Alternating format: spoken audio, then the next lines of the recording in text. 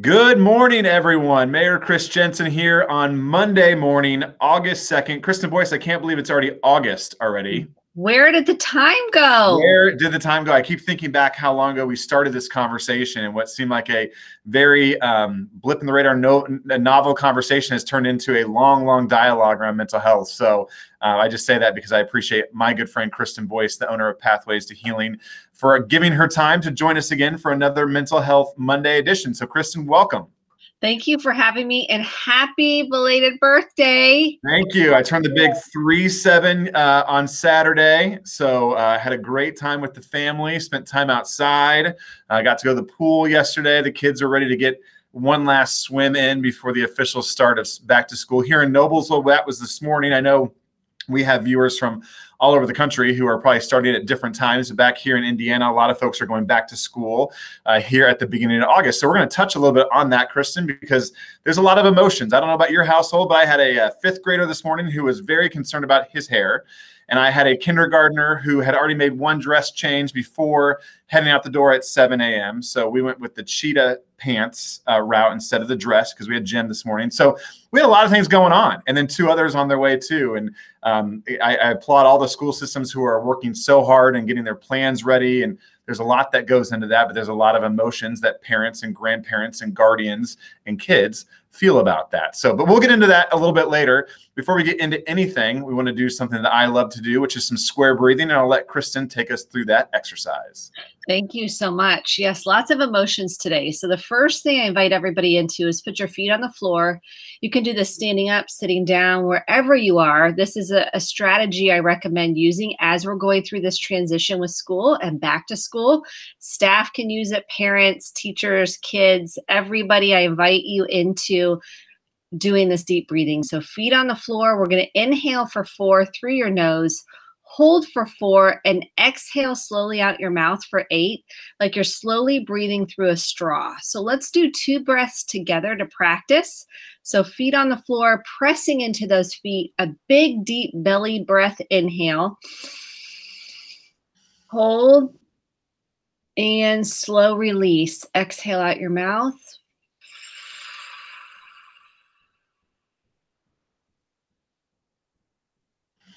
Do one more together, stretching out. Drop those shoulders down on that out breath, really letting go of all the stress of the morning. Maybe it was stressful, hustle, bustle. Maybe you had a lot of emotions come up. This is one of the number one things I teach people is breathing through all of that stress and anxiety. So feet on the floor, pressing into your feet. Big, deep inhale. And release.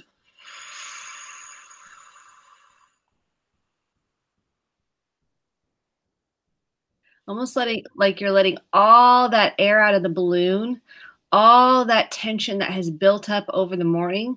You're letting it out of your body so it's not holding into your body throughout the day. So let's do 5 or 6 breaths every hour today to get your nervous system back into alignment as we make this transition. I think it's a good point, Kristen, because this isn't just an exercise you should do one time throughout the day. This should be something you should do on a regular basis. I always laugh and tell people, if you see me driving down State Road 32, just mainly because of the congestion issue, but because of a lot of things, I do a lot of square breathing as I'm driving home or I'm on my way in the morning. So it's something that if you need to set an alarm on your phone, do that because it's an important reminder. Do it before staff meetings, do it with friends at work, whatever you need to do throughout the day to get yourself centered again. So I love this exercise, and it's something we need to be doing more often. So I'll mention if you're tuning in live here, feel free to leave any questions throughout the morning or say hi. We always love to see who's watching. If we don't get back to you on the show, we'll get some answers over to you later, but this is meant to be interactive. This is for the community here to take a look at this conversation. So we're going to touch on schools here in a little bit, but if you tuned in about 3 weeks ago, we had a little bit of a break this summer, Kristen. We had a really good conversation about 4 communication styles. And it's something that hit home with me. I think I used a lot of personal references in that conversation. Actually went home and Julie Jensen and I dove into that conversation a little bit more. So I thought maybe we could do a quick refresher about those communication styles, maybe some techniques that if we're trying to maybe we identify a little bit stronger on one side and you don't necessarily want to be there, how do we work on some practical applications, if you will, to get us to be the best communicator that we want to be. So if we could start there, that would be helpful. Okay, let's recap the floor. I'm going to do a real quick overview, and I invite you to go back and watch. It's been 3 weeks now, I believe, since our last episode. I don't know if we're calling them episodes, but since our last time together. Sure. And there's 4 in particular. There's one that I work with mainly for people to achieve working towards. So let's go through what that number 1 is assertive. We want assertive communication. I like to call it compassionately direct. So where we're regulated, we're able to self-soothe, and we can say directly how we feel with an I feel statement. So we have our core emotions. And this is the thing. I wish we could all have these on our forehead or on a shirt. We could go, I feel sad and scared today because we're transitioning to school and I'm afraid someone's not going to sit with my kid at lunch. I mean, wouldn't this be amazing if we could communicate like that with each other? I think we would have deeper, authentic, more vulnerable connection, which is what we're all craving. So direct communication looks like that example I just shared. I say I feel with a core emotion in there, and because, so I feel sad and scared because I really want this to be a great transition for the kids today and the staff. And I'm worried that it might not be. Something like that would be a direct, clear communication.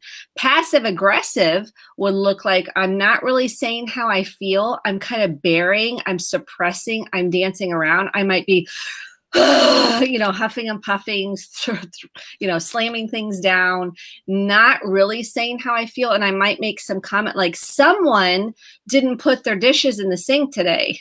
That would be kind of an example of a passive aggressive comment rather than I feel exhausted or I feel sad because I have to keep reminding you to put the dishes in the dishwasher.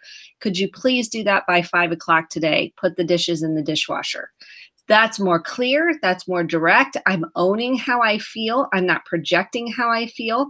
And passive aggressive is one I see a lot. Then we have aggressive, where we could be name calling. We could be dysregulated. This is one where I see people are high intensity. They're highly activated, and they're going to kind of unload on somebody else, and it's not really their problem. They don't say it in a centered way. They say it in a very intense way. And maybe in a family system, they've grown up where people would yell and scream, and they didn't learn how to self-soothe. They learned how to defend and protect themselves. And so they think anger is the only way to get heard. Then we have submissive. And this is where we don't really say how we feel. We go along with, we people please. We say, what would you like for dinner? I don't care. How do you feel today? I'm fine. It's very please. We do that to protect ourselves, to avoid abandonment and rejection and disconnection. We will abandon ourselves in order to try to do or say what we think someone else wants us to say. And we end up feeling very lonely, sad, depressed, and highly anxious.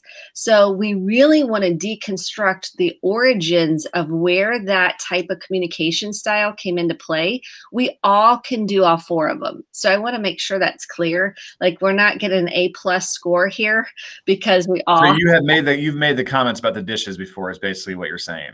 Yeah. Even at Kristen Boyce's house, she made the passive aggressive. Well, who? Okay. Somebody left their shoes in the middle of the floor instead of saying, Kate, could you, or Allie or Mark, could you put your shoes in the, locker by 5 o'clock today or whatever? I can go somebody, which is very passive aggressive. So it's owning and taking a look at your own contribution to the communication, not what other people are doing, because that's what we tend to do. I go, oh, 3 fingers. If I point the finger at somebody else, guess what? 3 fingers are pointing back at me. And I need to take a look at how I'm communicating, even today for school. If you're highly anxious, if you're afraid, if you're feeling stressed because you have to get to work, you have to get the kids on time, they're disorganized, and you're losing your marbles. We all been there. Take a deep breath, feet on the floor, recognize you're triggered, recognize how you're communicating, recognize and be aware.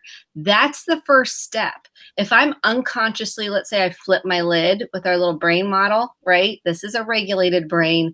This is a highly triggered and activated brain. What happens is then our kids are doing this.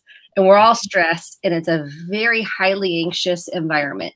So the first step is for the parent, i.e. me, to take a look at my energy, take a look at my stress, and take responsibility for it by taking my deep breaths. And the girls now go, oh, Mom, you're deep breathing again. Yep, because I'm trying to get myself regulated. I got to calm myself down.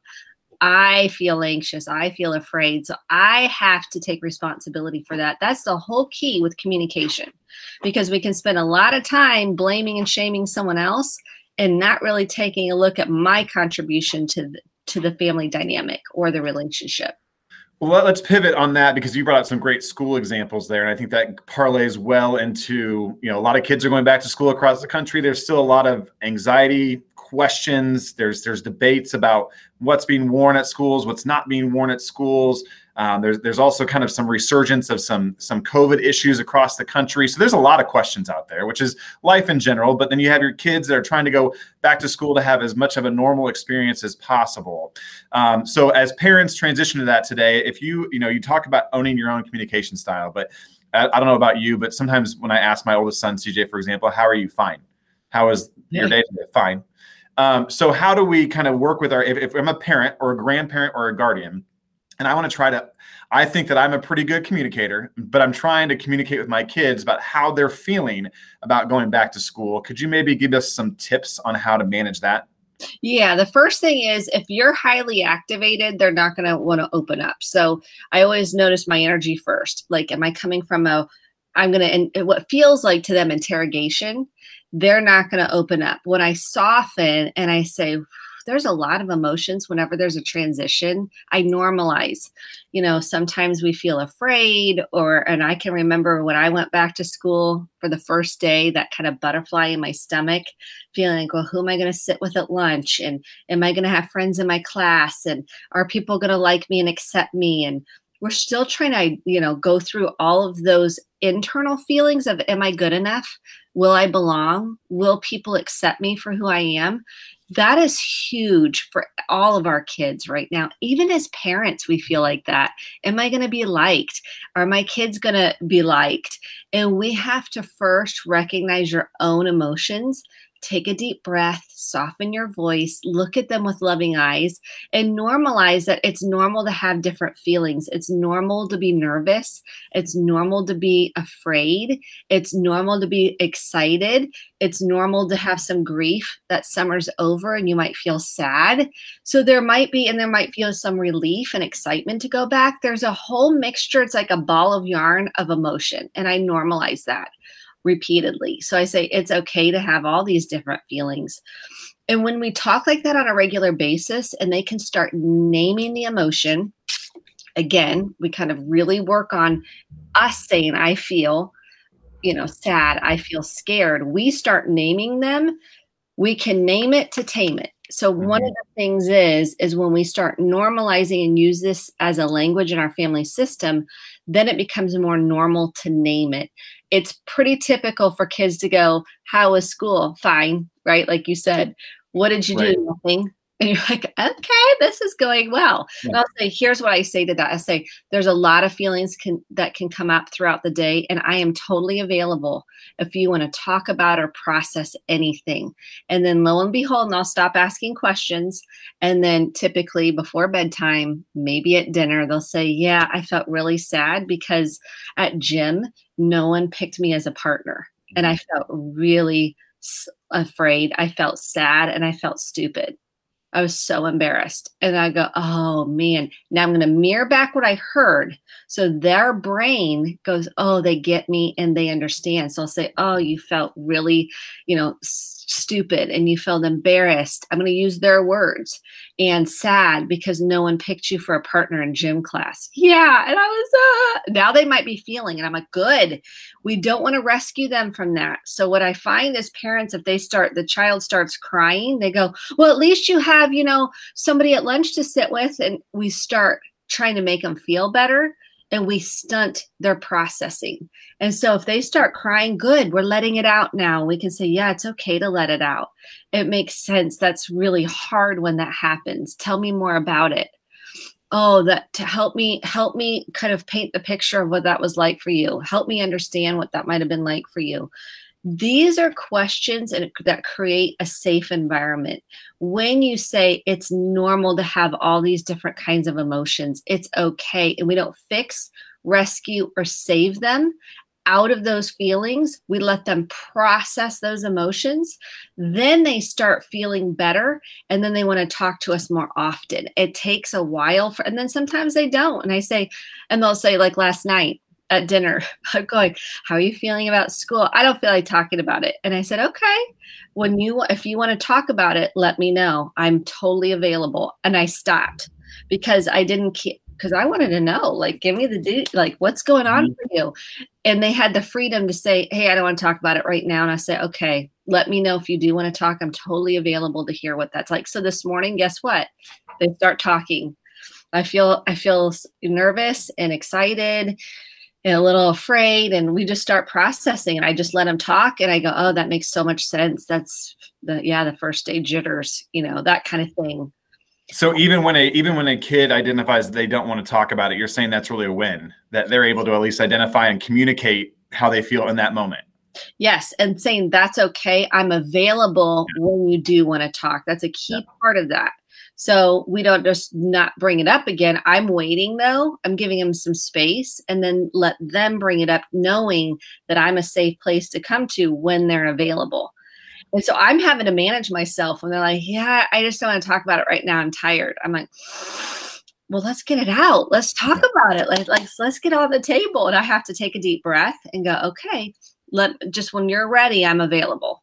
And I think that's a good point that parents, especially of probably middle school and high school students, need to realize that, again, unfortunately, parents, we may want to know more than we're able to get at that moment. So be patient and be available. I think that's a great tip to give, especially middle and high school parents, I would imagine. I'm not there yet. My kids usually tell me everything, even down to every last little gross detail of their day. But I know your girls are a little bit older, so you probably have a different dynamic when it comes to that. And I think that's okay, which is good. So let's talk a little bit about relationship opinions on these transitions, because I think you had some great information there on how to talk to our kids, how to let them process these transitions. But oftentimes with all that's going on in life right now, parents, couples may have different opinions on how to handle, do our kids wear masks during the day? Do they not wear masks during the day? That's just one very prevalent, conversation going on right now. But can we talk a little bit about how we enter partnership, have that communication, and then how do we handle that if we disagree, maybe around our kids as well? Yeah, and these are tough conversations. So I want to acknowledge like that what we're talking about, I'm making it sound easy than maybe it really is. It's really about, first of all, self-regulating. Second of all, recognizing you have two different feelings and emotions that might be going on. One person might have a lot more fear than the other person. One person might not, their fear meter might be at a 0. And let's say the partner's fear meter is at a 10.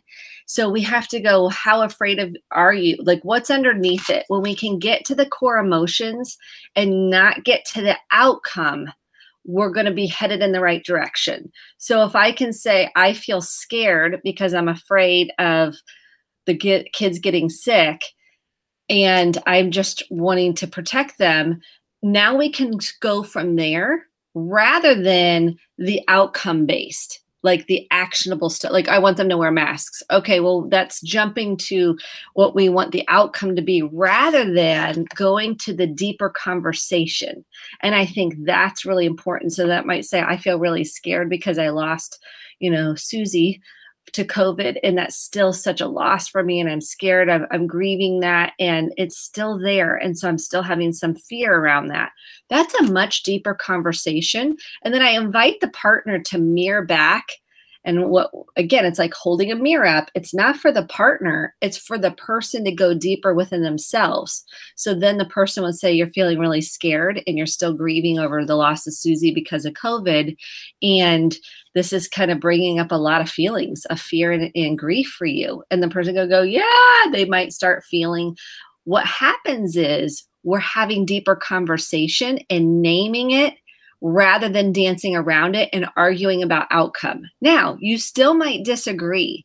Now we're going to ask our kids, without projecting my fear and my anxiety, we'll say, how are you feeling about not wearing a mask? How are you feeling about wearing a mask? What's coming up for you? Let them process what feelings are coming up for them. It's super important that as a family system, we get in the habit of naming what's really going on. This is what healthy family systems do. These are not easy conversations because a lot of times people don't agree. Sometimes we have to say, okay, let's put a pin in it and come back to it when we might be in a better space to come up with hearing one another and then coming up and brainstorming options and what the best option could be. Because what happens is with couples is they stop hearing the other person and they get mad and they go into defense and they start getting defensive rather than hearing what's really going on underneath what somebody is saying. And I'm seeing that right now. We get into, I'm afraid. And so I get into, this has to be the outcome. And I'm not really hearing other options or other possibilities. And I don't feel heard. So it's really important that we learn, one, to acknowledge our own feelings and share those. Two, to listen to other people's feelings and acknowledge it doesn't mean you have to agree with them. And then we can get into problem solving. What I see people do is they put the cart before the horse. They want to solve the problem without doing any of this deep processing work because we weren't taught this. No one taught us about emotions and how to process them. Then we can get to the solution more easily. It doesn't mean it's easy. It means we have a system in which we're going to talk about feelings first, then talk about problem solving. Yeah, and I'm really guilty of this. I think I've said on this show many times that I'm a fixer. I want to get it fixed and I want to move on. And we were actually, Julie Jensen and I were having a conversation this weekend about certain topics. And we actually worked on acknowledging like that may not happen overnight. We need to think about this and talk about it a little bit more. And I'm sure every workplace has the same thing that, you've got to realize that this is a process that takes some time as we work through any issue in life. And I think that's hard for especially parents who want to, and grandparents for that matter as well, who want to fix something immediately. And so allowing that process to play out. So one last area I want to touch on before we wrap up today on schooling, because I think it's so important. We've spent all summer kind of preparing for this school year, we're preparing for this transition. And now our kids, like I said, mine got on the bus this morning. We're super excited, but I also am well aware that when they're at school, that there's other opinions being shared with them. That there are classmates and classmates' parents who tell their classmates this. And so our kids are going to come home, I imagine, every day, Kristen, with a whole head full of different ideas and thoughts. And so I wonder if you could maybe help me as a parent and some of the parents that are listening, or grandparents or guardians, talk about how do we let them process that and hear them out, but then kind of not guide, I don't want to use that word, but, help them filter the information that they're receiving on a daily basis. Does that make sense? That makes sense. I mean, because there's so much information with so many different perspectives coming at all of us, including our children. Their brains are not fully developed. So it's very hard for them to comprehend sometimes and process all of the options because we still don't have that prefrontal cortex, which is kind of the CEO of the brain, fully developed. And we need to understand that. We need to understand what can and can't they process and handle emotionally. And I think that's really important. The first thing is sit down at the dinner table and have conversations and listen. If we spent more time caring about listening rather than being heard, I think we could get somewhere. So really listening and asking them how they feel about that information. Like, what do you feel about that? Well, I feel really scared. Well, tell me more about feeling scared. What are you scared of? Let's name it. Let's acknowledge what's underneath it. I'm telling you, when we can do that, then you'll see they're like, I'm okay now, and they'll go off and play. And for families with different opinions, different viewpoints, we can take that as threatening. Like we can feel threatened by that rather than go, okay, we feel differently. Let's acknowledge the differences. We have a hard time listening when we don't agree or when we're afraid. Okay, we have a hard time because we're going, ooh, that scares me. Like someone told my kid this, and now my kid might believe that. And now I'm scared as a parent. I have to recognize what emotion got evoked in me so that I can meet my child where they are. And that's really hard. So the first thing is, you might have, as a parent, have a lot of feelings about what's being shared at school. Take a deep breath, first of all. Notice that that's triggering fear in you, or that's triggering disgust, or maybe some anger, or maybe even some sadness. And then ask your kid, how do you feel about that? Not how did that make you feel? Very different question. How do you feel about what was said? What fears do you have? This is a question I coach parents a lot on, because underneath a lot of behavior is fear. Fear of not having a, belonging, fear of something bad happening, fear of death, fear of getting sick, fear of something bad happening to their family. There's a lot of fears. And when you can name them, we can actually move through it and get to the other side. It doesn't loop in their brains. They don't act out because they're afraid. And you're trying to make sense of like, what's going on behaviorally. All behavior is a manifestation of an unmet need. So the need might be to process that fear. Asking them, what are you afraid of? Are there fears coming up? And they say, no, I'm not really afraid. Okay, are there other feelings coming up? Again, put this up around your house. I'm telling you, on bathroom mirrors. You can put it on your refrigerator. You can put it on your phones. You can put it in, where the kids are playing. I'm telling you, when you put this up and remind yourself of these core emotions, we can actually cue the brain to go, oh yeah, core emotion. What am I feeling? Oh, I can share that. My kids can share that. Cue the brain. I love brain cues, because we somewhat are unconscious, right?